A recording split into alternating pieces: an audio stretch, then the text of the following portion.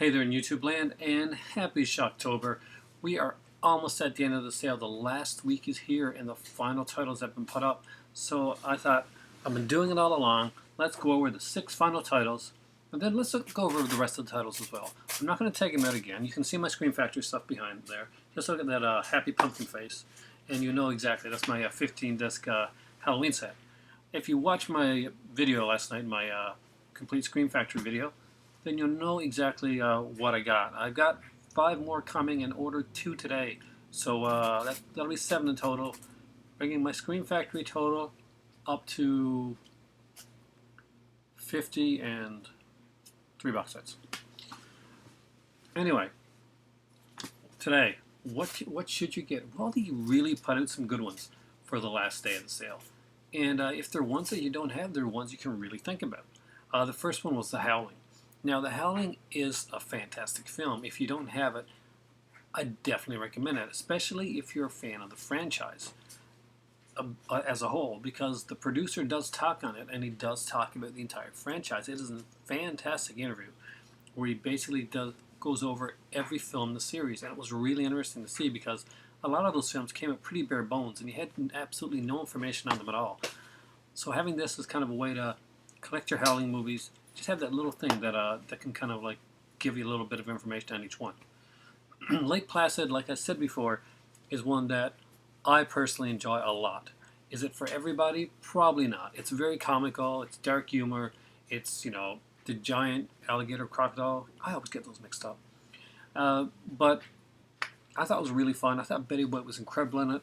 It was a good cast. Back in the day, they didn't promote Betty White so much. He promoted the younger actors like Bill Pullman, Oliver Platt, and who was that other actress? Bridget Fonda. Yeah, but nowadays, if that movie's being put out now, Betty White would be getting like top billing, no doubt. Again, it's one that's there for. I gotta grab my thing here so I can see. It's up to you with that one. It's a monster one that I like. If you're not into the monster stuff, you're probably not going to like it. Next one up is one that is a personal favorite of mine, but I already have it. No, I do not have the Scream Factory edition. I have the Arrow Video edition. I actually bought the special edition of that because I kind of dug it. And either way, you're going to go good with this one here. It's a really great movie, and it's called Phantom of the Paradise. It's by Brian De Palma. Now, that being said, it is a musical. I think it's fantastic. It's a personal favorite of mine. Is it for everybody? Probably not. I think Brian De Palma is an extremely underrated genius, and this one really shows some of the great work that he does. This is one that he did before Carrie, I think, pre-Carrie, because it's around the time of is Obsession? Was it before Obsession? No, around the time, I guess. Probably. I'm not sure. Maybe before Obsession. With Cliff Robertson. I'm a huge Brian De Palma fan, guys. So if you don't know that on my channel, know that now. I actually is one of my favorite directors of all time.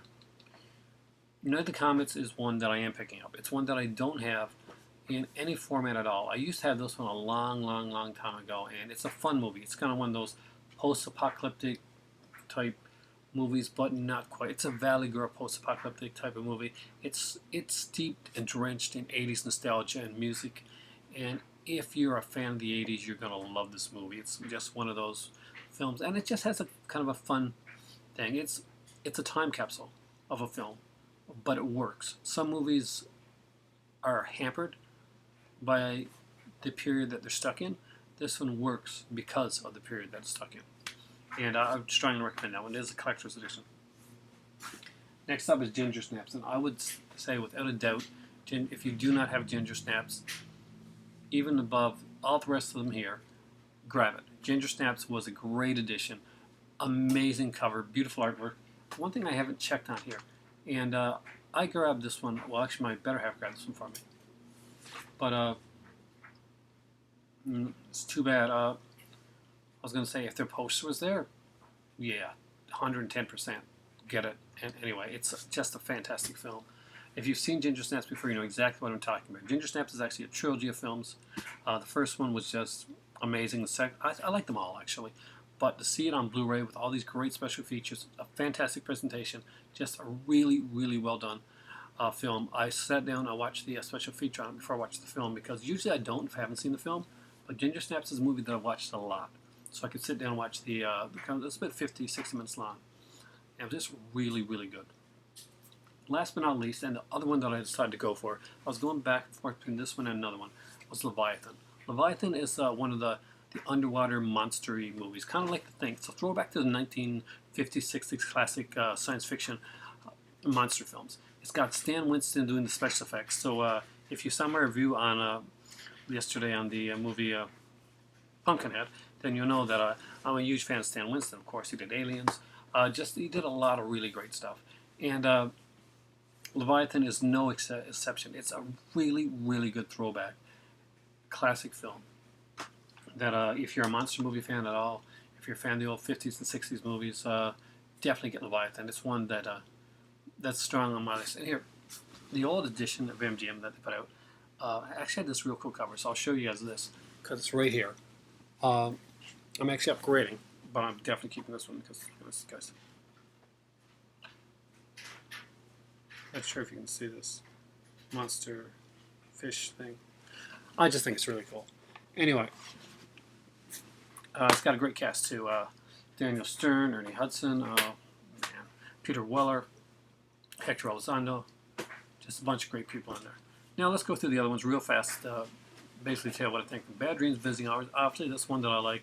If you're a fan of slashers and like just really cool movies, that's a great double feature. Got some excellent features on it. Beneath is one that I almost got. I'm trying to get all the classic stuff first.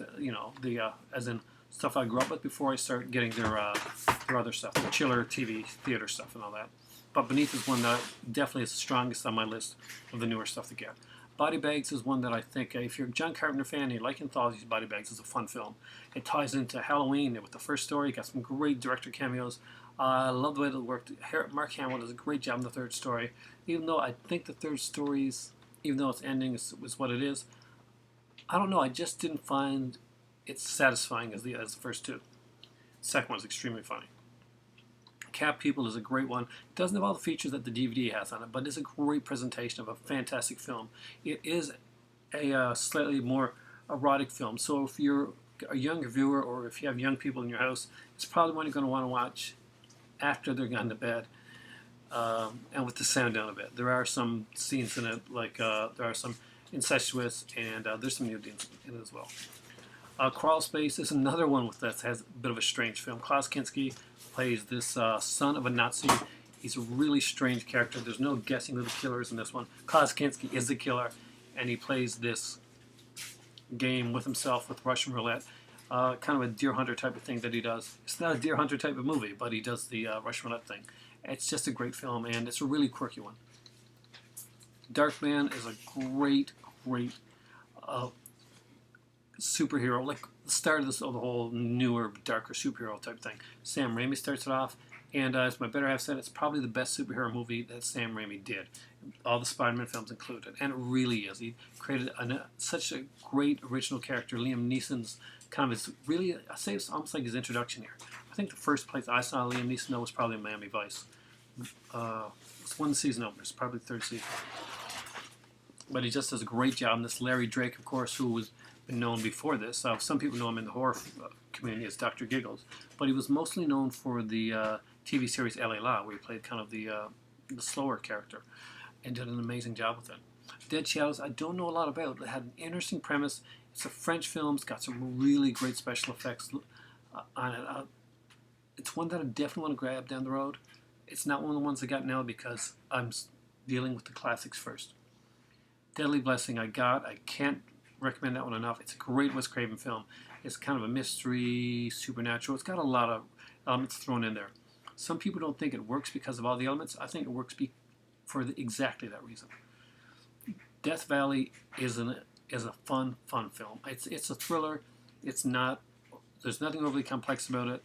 Some people will find it slow, but I actually really like the film. Stephen McHattie, Peter Billingsley, Paul Matt, good film. Die Monster Die. I don't have this one. I can't tell you a lot about it. It's a collector's edition. It's the only collector's edition that I didn't go for. And I'll be honest with you, I'll tell you why. Although it's called a collector's edition, there's no slip. There are no extra features. It's just the bare bones Blu-ray. And it could be a great presentation of that Blu-ray, of that movie on Blu-ray. I do not know. I don't own the film, and I don't know a lot about it. I think it's an H.P. Lovecraft inspired film, and I really love H.P. Lovecraft, so I would normally go for that. But there's just too many good choices here for me to go and grab something bare bones like that. Ninja 3: The Domination is one that I've got coming. Why? Because it's one I remember as a kid. I remember in the big box. It's just a fun movie. Sho Kosugi has a role in this one, and of course this is like the third one. There was like Enter the Ninja, Return of the Ninja, and now it's Ninja 3: The Domination. It stars like this girl who's kind of like an aerobics instructor that's possessed by ninja spirit. It's hilarious and fun, and just cheesy fun. It's a Canon production, I think. Nosferatu. It's a Werner Herzog film with Klaus Kinski, and you know how much I love Klaus Kinski. He is the man, and he does an incredible job with this. It's such a beautiful movie. The shots in this, you know how Herzog directs, guys. You know how beautiful his. It's like, how do you put this? It's like a visual symphony for the eyes. That's how Herzog directs. Prince of Darkness again. John Carpenter. Love this film. It's got a personal place in my heart. Saw it with my dad in the theater back when I was a kid. And I think it's a fun film. And I'd recommend it. Prison is one that I really, really love. A lot of people kind of find it really slow and don't like the cover. Turn the cover right around. It's actually really cool. And I really enjoyed it. I would recommend Prison, but look into it first. Some people apparently didn't. Psycho 2 and 3 are must-haves. They are fantastic films, and they should belong in everybody's collection. I know that you can go and grab the 4-pack with Psycho 2, 3, 4, and Bates Motel for $9.99, and that's fantastic and all, but these have great commentaries. There's an interview with, I think, Brink Stevens on the third one. She did like a oh, I totally lost my train of thought. She was like a body double in the film. And I really have a special place in my heart for Psycho 3. Cue the Winged Serpent is a great Larry Cohen film. Again, Larry Cohen's a fantastic writer, and he just has dialogue down pat. Larry Cohen, in a way,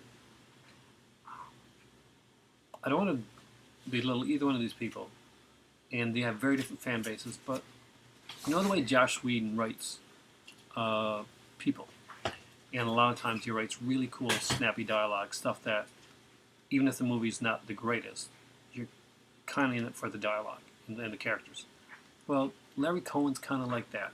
Not in the Josh Whedon style, but he has a way of doing these characters and dialogue that really makes you want to watch. And he had the smarts to have Michael Moriarty in almost every one of his films. And every time that he did, Michael Moriarty knocked it out of the park. He's just a fantastic actor. Ravenous, this one I don't have. I thought about it. Ravenous was a troubled production. It had some great actors in it. Guy Pearce, Jeffrey Jones. We got Robert Carlyle. And I think David Arquette. Yeah, David Arquette's in this one as well. And I don't want to give away what the twist is in Ravenous if you haven't seen it. It's definitely worth checking out. It wasn't one that I wanted to grab right away. I was tempted because it does have 3 commentaries on it. But I'm waiting on this one for now. I hear that the Jeffrey Jones interview that's on this one, though, is fantastic. Saturn 3 is another one that I almost picked up. The only reason I didn't, and I'll be totally honest with you, is that Saturn, out of all the movies that are in the Scream Factory Shocktober Sale, Saturn 3 is the one that's at our store the most, at HMV. And I really like it. I keep going to pick it up. But it's too close to the HMV price. That's why I went with the one that I went with. It's a really great film. I really enjoyed it. It's got Kirk Douglas, and it's got Harvey Keitel. One really neat thing, though, is that they didn't like the way Harvey Keitel's voice was. They wanted it to be more European. So they got Roy Dotrice to come in and actually dub Harvey Keitel's voice. There's an interview on the DVD, on Blu-ray, all about that. It is a Blu-ray DVD combo pack. A lot of these are. The Beast Within, that's one I picked up. I want to watch really soon. I really love this movie. Once I was a kid. I said Rock Harbor, but I meant to say Norse Point. That's where I saw the movie at back in the day. They used to show a lot of horror movies there. Funhouse, great toe pooper film. One of his better ones. He's got some uneven stuff. This isn't one of them. This is one that really works really well. And neat effects. Good kind of ending to it. And it's a pretty simple story, but it works really well. It's kind of like one of those stories you tell at a campfire that could work. Horror Show is one that I really like. It's actually the one I'm thinking of watching tonight. It's got Brian James, I think. God, I can never remember his name. Brian James, Brian Johns, Brian James, and of course he's passed on now. Just a fun film. Was originally titled, it was entitled House 3 in another area, but it's just a very kind of a Shocker-esque type film, but it's much better than the movie Shocker. The Island is one that I got to be honest. It's a Michael Caine movie, and I love Michael Caine, and I love these type of movies normally, but this one's slower. Is it a good film? Yes, definitely. For $11, if I had the money to pick up everything on this list, this would be on the list of ones that I would get. But as it is right now, there's a lot better ones to pick up. Monkey's Paw is another one of the newer ones. I haven't seen it, but I have seen the trailers for it. The trailer looks really interesting. It's got some great genre cast members put in there. But it's one that's usually cheap around to buy. And it's $12.99 here. It's only $15 to buy in my store, so I think I'll wait on that one. The Nest is one that I don't like bugs, so I really can't get into that one. Even though Lisa Langoulis is in it, and I really like her. I missed out on getting Deadly Eyes, and it pains me. But she was in both of those films. I actually almost picked up The Nest, even though I have a fear of insects, because I wanted to have a movie with that actress in it. Vampire Lovers is a fantastic little Hammer horror in the later Hammer horror style. So it's kind of getting into more of the nudity and trying to get in like a different crop of viewers. This is when Hammer was basically trying to win back their people from the Count Yorga fans and stuff like that. And this is part of the Karnstein. I think it's part of the Karnstein trilogy. Yeah, it is. The Carmilla trilogy, you want to call that. Witchboard, again, a great Kevin S. Tenney film. One of my favorites, if not my favorite film that he made. Witchboard's a great film. It's got Tawny Kitaen. Stephen Nichols is in this one as well.